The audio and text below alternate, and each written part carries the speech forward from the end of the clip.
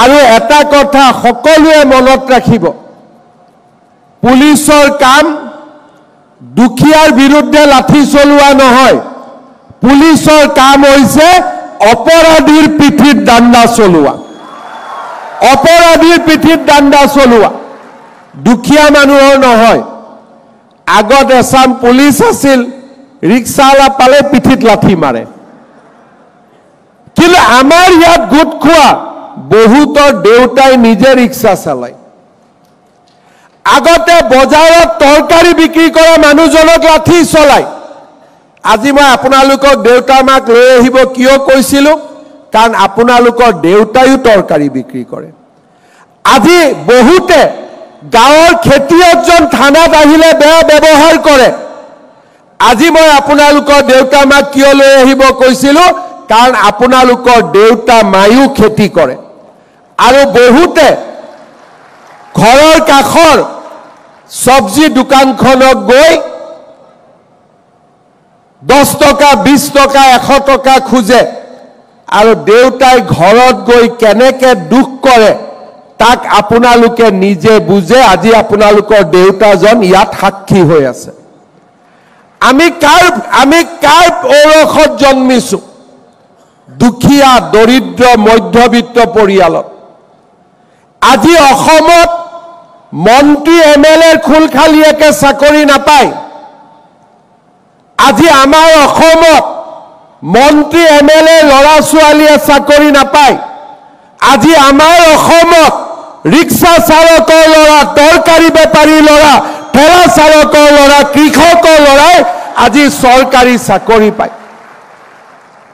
আমাৰ দায়িত্ব, যিখন সমাজৰ পৰা আহিছো, যিখন সমাজৰ লগত দৰিদ্ৰতাৰ সৈতে যুঁজি 3 বছৰ কষ্ট কৰি আমি আজি পুলিচ হ'ব পাৰিছো, আমি যেন সদায় মনত সেইসকল দৰিদ্ৰ মধ্যবিত্ত লোকৰ প্ৰতি সন্মান ৰাখোঁ। কাৰণ তেওঁলোকৰ চকুত আমি আমাৰ দেউতাক দেখা পাব লাগিব, তেওঁলোকৰ চকুত আমি আমাৰ মাক দেখা পাব লাগিব। আৰু সেইকাৰণেই আজি আমাৰ অসমত পৰিৱৰ্তন হৈছে। 10%, 20%, কৰবাত যদি বেলেগ ৰাস্তাত গৈছে, আমি তেওঁলোকক কেনেকে ঘূৰাই আনিম তাৰো আমি চিন্তা কৰি থাকোঁ। মাজে মাজে আপোনালোকে দেখে যে আমাৰ অফিচাৰবিলাক 2-এজনৰ ঘৰত পুলিচ যায় 1 কোটি 2 কোটি টকা ধৰিও লৈ আহে, আৰু 2-এজনে টকা লওঁতে ধৰোঁতে তেওঁলোক গ্ৰেপ্তাৰো হয়। আজিকালি সেইকাৰণে টকা নগদ নলয়, গুগল পে'ত লৈ লয়। কিন্তু তেওঁলোকে বুজি নাপায় যে গুগল পে'ত ল'লে বেছি প্ৰমাণ হৈ থাকে, টকাটোতো নিজৰ একাউণ্টতে যায়। আৰু গুগল পে'ত টকা ল'লে অফিচাৰসকলৰ কাৰণে বেছি সহজ, কাৰ একাউণ্টত কিমান টকা গ'ল।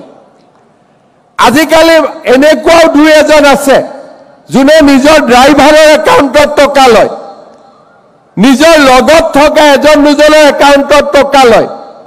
কিন্তু আমি এটা কথা জানো যে যেনেকৈ যি নকৰক কিয়, আমি সেইসকল ব্যক্তিৰ ঘৰত এদিন নহয় এদিন আমি উপস্থিত হমেই। কাৰণ আমি অসমত এই ধৰণৰ টকা পইচাৰ খেলা আমি শেষ কৰিব খুজিছোঁ।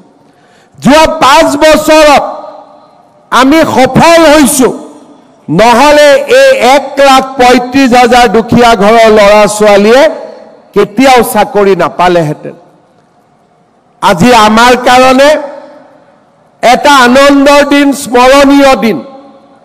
মই সকলোকে আকৌ এবাৰ শুভেচ্ছা জনাম, আৰু আজি ঘৰত গৈ নিজৰ ভাইটি ভণ্টিক সকলোৱে ক'ব লাগিব যে আজি আমি এপইণ্টমেণ্ট লৈ আহিলোঁ, আৰু অহা 2 দিনত মামাই নতুন এডভাৰটাইজ দিব, গতিকে আমি দৌৰা কাম চলাই থাকিব লাগে। আজি গ'ল, কালি গ'ল, পৰহি দিনাখন পৰহি দিনাখন আমি আকৌ 5,000 পোষ্টৰ আমি এডভাৰটাইজ মুকলি কৰি দিম।